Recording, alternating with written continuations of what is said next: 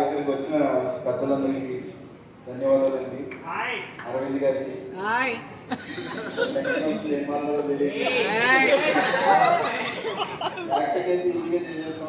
Stage మీద రాగానే mic ఇస్తారు, ఏం మాట్లాడతామో తెలీదు అని మాట్లాడాలి.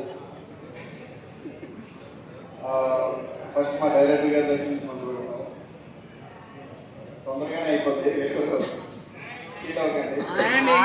చాలా థ్యాంక్స్ సార్, క్యారెక్టర్ నాకు నచ్చింది,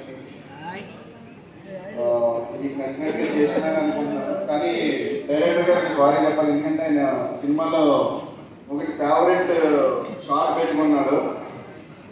ఆ షార్ట్ అయితే నేను చేయలేదు, ఒక లెక్కలా వేయాలి, అది నేను హీరోని కాదు సార్, అందుకే వేయలేకపోయాను.